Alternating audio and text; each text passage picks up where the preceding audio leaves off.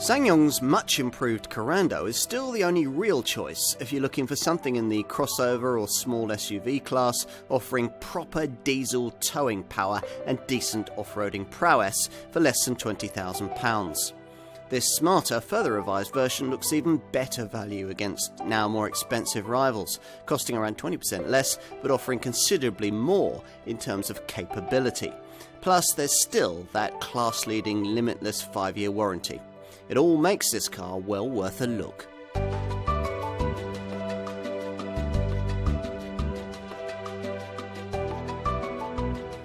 Think of a Korean car maker, and it's a reasonable bet that you won't be thinking about this one, which must be frustrating for SsangYong since the company is actually one of the longest established of all the Asian brands. Recent years have seen this manufacturer re-establishing itself in Europe, armed with investment from Indian owners Mahindra, seeking to build on a heritage that goes all the way back to 1954. Since 1983, one of this maker's most important models has been badged Korando. It still is. Which makes this one of the longest-serving models in its segment. Despite that, it's a car with a badge and a design that still has little recognition across the market sector in which it must compete, that for lifestyle-orientated small SUVs. We're talking about the budget end of this sector, of course, so cars like Kia's Sportage and Hyundai's Tucson, rather than Toyota RAV4s or Honda CR-Vs, and 5-seat-only models, since that's what this is. SsangYong also believes the Korando may appeal to crossover buyers, people looking at even less capable cars in this class, like Nissan's Qashqai or Renault's Kadjar. With its smart Tivoli model, the brand has already established itself as a contender amongst smaller vehicles in this segment. Customers looking at that car but wanting something a little larger and more capable might well, the company thinks, be tempted to end up behind the wheel of this one. Either way, the Korando certainly seems to offer an awful lot for the money, and always has, ever since it first arrived here back in 2011, complete with slick Italian Giugiaro styling and a powerful, purpose-designed 2-litre diesel engine. This was the first SsangYong design to swap a heavy-duty ladder-frame chassis for more car-like monocoque underpinnings in pursuit of a sensible school-run ride and more rewarding handling. All along with a high specification and pricing that made opposition models look needlessly expensive.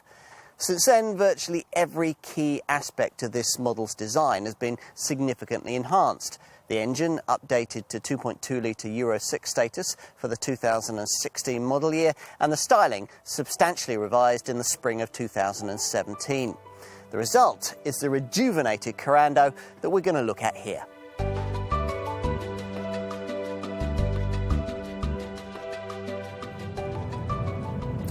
Around a third of all Korando buyers are serious towers, members of organisations like the Caravan Club, and you can certainly see why customers of that sort would be attracted to this car. Instead of the feeble 1.5 or 1.7-litre diesel engine you'd usually get from an SUV at this price point, this SsangYong charges less, yet provides a much lustier D22T 2.2-litre unit with nearly twice as much pulling power. The engine, developed in-house by the Korean maker, develops a pokey 178 PS. This, remember, in a segment where every other sub-£20,000 contender offers less than 120 PS. There's a slight running cost penalty to pay in exchange for this kind of grunt, of course, but in return, you get the kind of performance and pulling power that you'd otherwise have to find around £25,000 for in this class of car. Sounds tempting, doesn't it? You can get this surprisingly effective power plant mated to either 2- or 4-wheel drive, but either way, you're looking at a car that'll be significantly quicker than just about all its competitors. 60 achievable from rest in 9.9 seconds, on the way to a theoretical maximum of 115 miles an hour. Now, to put this showing into perspective, that's about 4 seconds and 6 miles an hour quicker than the kind of 1.7-litre CRDI diesel Kia Sportage or Hyundai Tucson you'd pay significantly more for. The only real downside lies with refinement. Despite recent efforts to improve this, the Korando still remains a little noisier than its rivals under hard acceleration. In normal day-to-day use, though, most will probably find the car quite acceptable in this respect. As we've suggested, you'll really feel the advantages of this torquier engine in terms of pulling power, especially if you're towing. This car has a massive 400 Newton meters of torque, which means that it can tug 2 tons. To give you some perspective, the 1.7 litre Kia and Hyundai rival models I've just mentioned can manage just 1.4 tons. Nor would you do much better with a comparable 1.5 litre diesel Nissan Qashqai or Renault Kadjar, where the limit would be 1.5 tons. Either way, there's quite a difference. This SsangYong also has a decently capable 80 kilogram tow bar limit. It is, in short, the most powerful towing car in its class. Not surprisingly then, the Caravan Club has consistently voted it a Tow Car of the Year class winner. They reckon there's nothing else in this segment that's a better load lugger. That'll sell this car to many potential buyers right off the bat, whatever its other attractions. These people will probably also want the torque-on-demand 4x4 system that's fitted to the all-wheel drive variant that we're trying here. It's one of those setups that's able to constantly shunt torque around to the wheel that has most grip, so that power is always going to be used efficiently. Now, unlike some of its rivals, this particular system also has a lock mode, selectable should you be on very loose or slippery surfaces and find yourself with this SsangYong somewhere where you probably shouldn't have ventured in the first place. Here, drive is allocated equally between front and rear wheels to give you the best possible chance of extricating yourself. Not that this should suggest a Korando to be a really serious off-road mud plugger. It isn't. Many previous SsangYong models have been, but to facilitate that, they've needed to use tough ladder frame chassis setups. That would have got this Korando precisely nowhere in tarmac comparisons with Qashqai-like crossovers and soft-roading style SUVs. Hence, the Korean company's decision at this model's original introduction to use a more car-like monocoque chassis for the very first time. Now, it's still enough to make this car as capable off-road as most owners will ever need it to be, with an approach angle of 22.8 degrees, a departure angle of 28.2 degrees, and a ramp angle of 18.5 degrees. It's surprising, though, that the engineers haven't fitted the kind of hill descent control system that's now quite commonplace in this segment to help your vehicle slither down steep slopes. There is a hill holder clutch, though, that'll aid you in starting off up them. All of this is pretty important because the Korando is one of the few models in this segment that the majority of buyers prefer to order with four-wheel drive. Its tarmac performance still remains crucial, though, especially if you're one of those who would really prefer the greater efficiency of the two-wheel drive version. So, how does it perform on a paved surface? Well, around the corners, it's not quite as sharp as one of the class-leading contenders in this segment, we have to say. The electric power steering seems to have been primarily geared for off-road use, which inevitably means it'll feel a little vaguer than the helms offered in more car-like rivals. Having said that, if you're not a driving enthusiast, and very few buyers of this kind of car are, then you're probably going to find this model's ride and handling balance perfectly adequate. If all you do is cruise around on half throttle anyway, why buy a car purpose-designed for country lane cornering? And if you're of that mindset, then this car's 6-speed automatic transmission option will probably be quite tempting, especially as the standard 6-speed manual box can be a little bit notchy. This optional automatic gearbox is provided for SsangYong by the specialist company Aisin. Brands like Mini and Peugeot use it too. In recent times, this transmission has been tweaked to make its shifts that bit smoother. Just one more sign of the mature all-round package the Korando can now offer.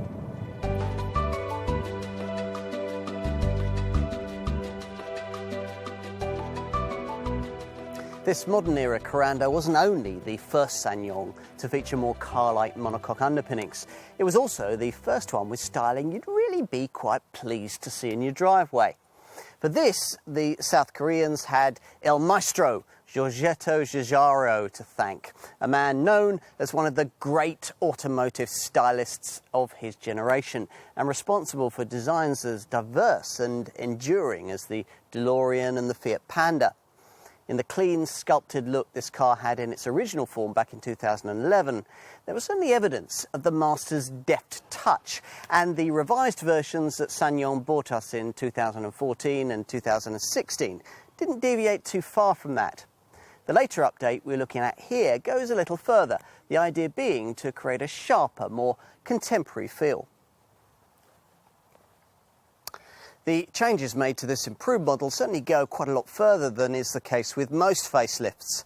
Up front here, the bonnet, the headlamps, the grille, the front valance and the fog lights are all completely new, as are these smart daytime running light strips around the headlamps, which feature 11 high luminescent LED lamps with separate lenses to improve visibility.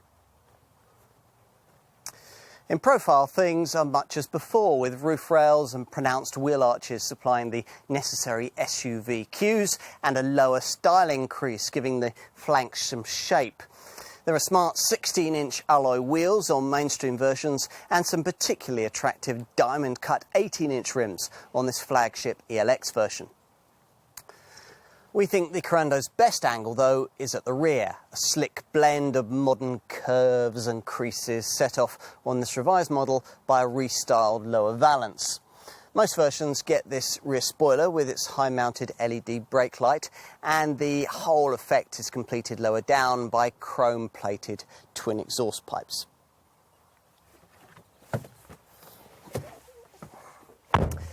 Take a seat at the wheel and you find yourself surrounded by the kind of sharp, angular cabin styling you'd find in a larger, pricier SUV like Hyundai Santa Fe. It's certainly obvious that SsangYong has taken note of the way its Korean competitor brands have started to make better use of aluminium-look trim and soft-touch plastics, and the result is a far more inviting cabin than that of earlier models. True, you might not think you're in a much more expensive Sportage or Qashqai, but it's certainly a world away from the Armenian thrift store feeling you get sat in a Dacia Duster, the only other car in this segment able to approach this Korando's asking price. With this revised design, the major interior change is this smarter, ergonomically designed steering wheel, which gives the cabin a more contemporary feel. If you haven't tried more recent versions of this Korando, some of the upgraded infotainment technology, well, that might be new to you too.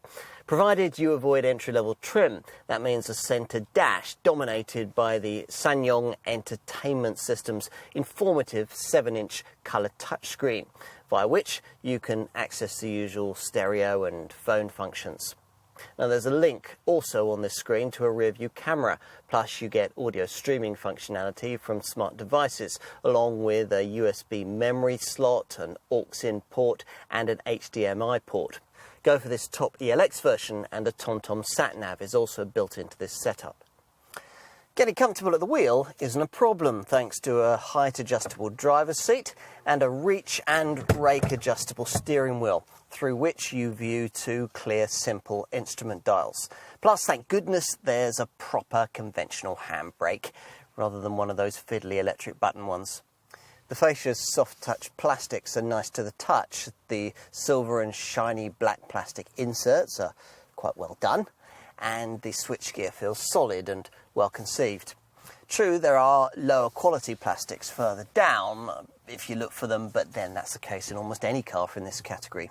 Storage is reasonably ample, with a useful central cubby beneath the ventilation controls, space in front of the gear stick, a pair of cup holders and a practically sized storage box between the front seats. You also get an overhead compartment for your sunglasses and decently shaped side door pockets with recesses for bottles, as well as a large glove box.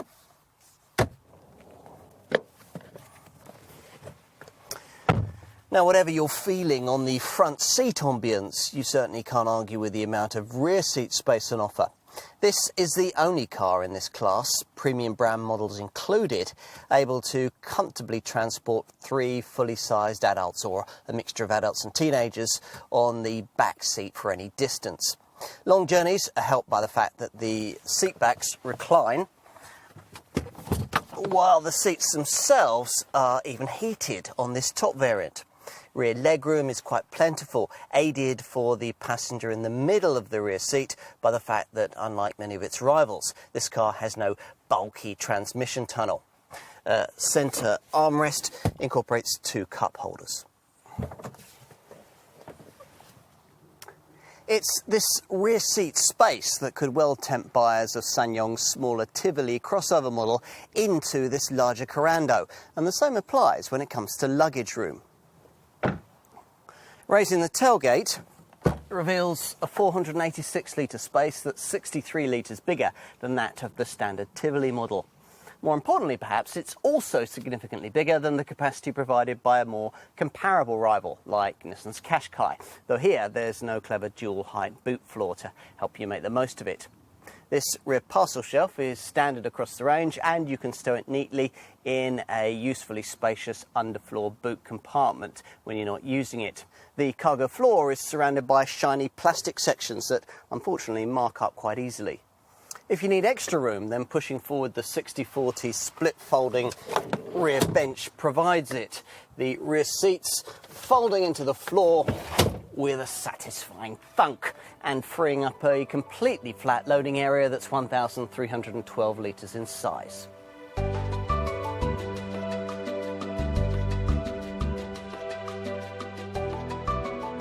So to the value proposition on offer here.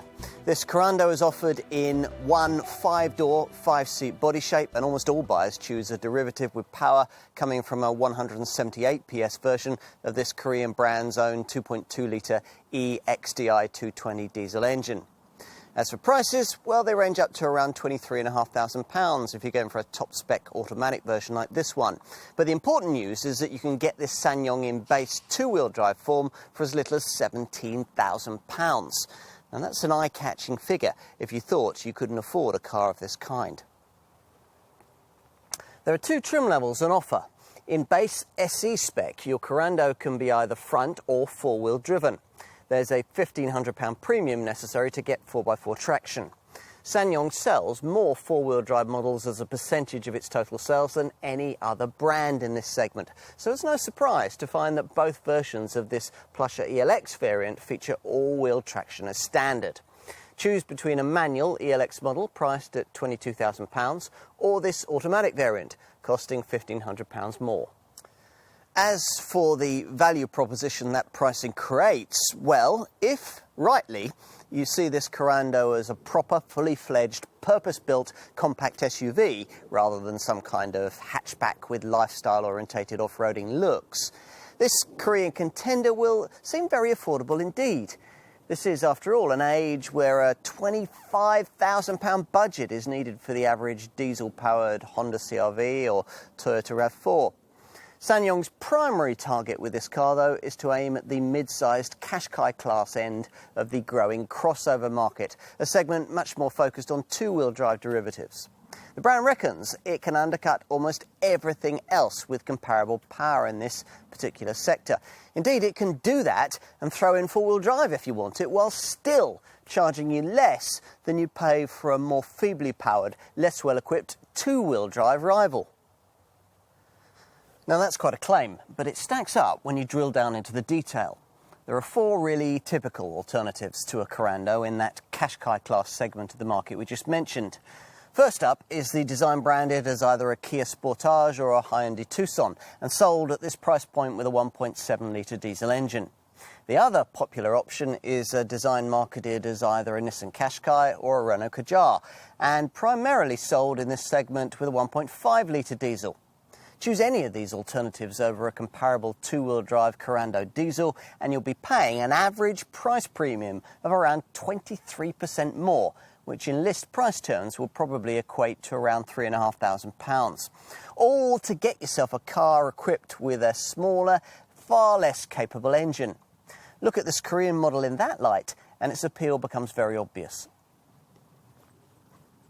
In fact, this SsangYong can even undercut most much smaller crossover models, cars based on super minis, and powered by even feebler diesel engines. To give you some examples here, an entry-level two-wheel drive Korando will cost you around £2,500 less than a Renault Captur DCI 110, around £3,000 less than a Vauxhall Mokka X 1.6 CDTI, and over £3,500 less than a Peugeot 2008 Blue HDI 120. Even slightly larger small crossovers like Mitsubishi's ASX and Suzuki's SX4 S-Cross both cost around £21,000 in base diesel guise. In fact, the only way you could pay less than SsangYong is asking here for a car of this kind would be to go for the Renault-engineered Dacia Duster. For many, that won't be a very tempting option, given that the Dacia feels cheaper inside, offers you much feebler performance on and off-road, is not much use for heavy towing, and will depreciate quicker. Plus, in comparably equipped air-conditioned diesel form, it's only around £2,500 less expensive. Overall then, you'd have to agree that this Korando really does offer more for your money. But will that bargain basement pricing leave you a little short when it comes to standard equipment? Well, apparently not. Even with base SE trim, you get LED daytime running lights, 16-inch alloy wheels, tinted glass, electric heated power folding mirrors, all-round power windows, an alarm with immobiliser and headlamp levelling. Move inside and there's air conditioning, a trip computer, cruise control and lumbar support for the driver's seat. Plus there's a 6-speaker MP3 compatible CD stereo with Bluetooth and iPod connectivity, a USB memory slot, an aux-in port and controls on the leather-trimmed steering wheel. Really practical stuff includes a heated lower front windscreen element to help you get the wipers going on a frosty day. Headlamps that stay on just long enough to light the way up to your front door. Hill start assist to stop you drifting backwards on uphill junctions. And to help you at night, puddle lamps shining down below the door mirrors. Base models also get two crucial features, a rear parcel shelf and a get-you-home spare tyre. Plus, SsangYong throws in roof rails and front fog lights across the range. Opt for this flagship ELX 4x4 variant and that kit tally grows substantially. Outside you can expect to find extra chrome detailing, privacy glass, rear parking sensors, power folding mirrors, a rear spoiler with a high mounted LED stoplight and lovely 18-inch diamond cut alloy wheels. Inside you get leather seats that are electrically powered in the front and heated front and rear, plus there's automatic climate control. A significant infotainment upgrade at this level gives you a 7-inch high-definition colour touchscreen featuring TomTom satellite navigation, a rear-view camera, audio streaming for smart devices and the usual audio and phone functions. Only a DAB tuner is notable by its absence, though you can add that as a dealer-fit extra. Whichever Korando variant you choose, the main option is metallic paint, and many buyers of the four-wheel drive versions will want a tow bar. There are also various roof rack systems, a cycle carrier and a protection mat for the load area. We'd also want to pay extra for a full-size spare wheel, an important feature to have on any kind of SUV. Safety-wise, you can expect to find twin front, side and curtain airbags, anti-whiplash head restraints, tyre pressure monitoring and ISOFIX child seat fastenings on the outer rear seats. To try and make sure that you'll never have to use any of this stuff, there are the usual electronic driving aids, so ABS braking with EBD electronic brake force distribution to make it more effective.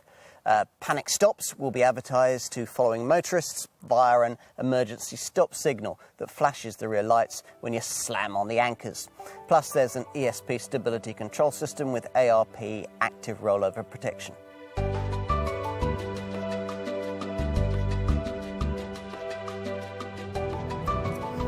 SsangYong has made significant strides in terms of running cost efficiency since this Korando was first launched, primarily with the introduction of a 2.2-litre EXDI 220 D22T diesel engine in 2016.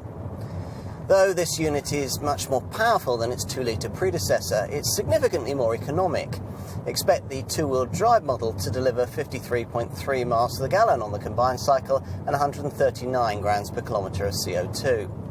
With the four-wheel drive variant, the figures are 48.7 miles to the gallon and 152 grams per kilometre. Go for this top 6-speed automatic derivative and the figures are 40.9 miles to the gallon and 179 grams per kilometre. It's at this point that usually I'd try and give you some perspective as to how this showing matches up against the competition. But SsangYong's value pricing makes that rather difficult to do. The kind of compact SUV and family-sized crossover class models you could buy for Korando money are certainly more affordable to run, but then that's because they come with much feebler, smaller power plants that, of course, are more economic. Ultimately, it really comes down to what you want.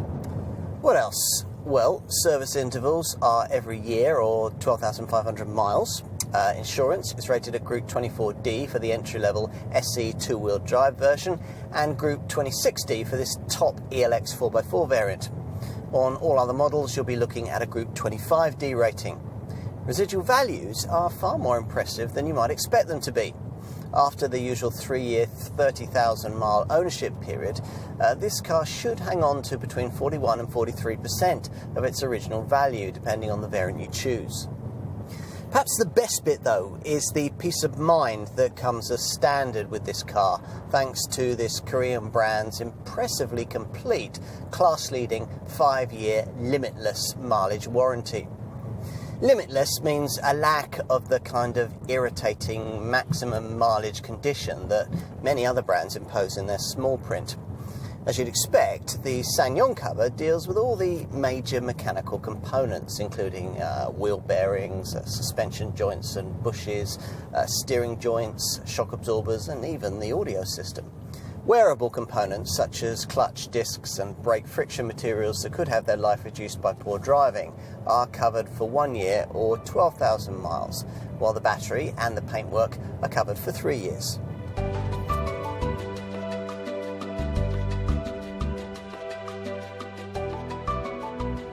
Korea can do. That's apparently what the word Korando means, and it seems appropriate. After all, it's hard to think of a car maker that has come so far so quickly as SsangYong. This Korando is one of the most accessible models the company makes and feels even more class competitive in this further improved guise. Yes, as the brand itself would admit, this remains a work in progress, but the signs with this car are that this Korean marque is learning quickly just what European customers really want. Already, when it comes to things like pulling power, rear passenger space and sheer value for money, this Korando can take on and in many cases beat the best of its rivals in the crossover and compact SUV sectors. It's better off-road than most of them too. Now elsewhere you might read that this car could be a little sharper to drive, the running cost efficiency could be better and the interior quality a touch more upmarket. In principle, we wouldn't necessarily argue with those comments, but we'd also qualify them by pointing out that they reference comparisons with far less capable rivals. It's easy to make your product better in all of these areas when it doesn't need to be very good off-road and you're selling it for an overinflated price. So, how to summarise? Well, we'd say that this SsangYong is a difficult option to ignore if you need a really capable car of this kind. It can powerfully tow, will more comfortably transport 5 people than direct rivals, and offers up plenty of kit on a tight budget. You just have to get used to explaining to people what it is. And who knows, you might even end up suggesting that they try one.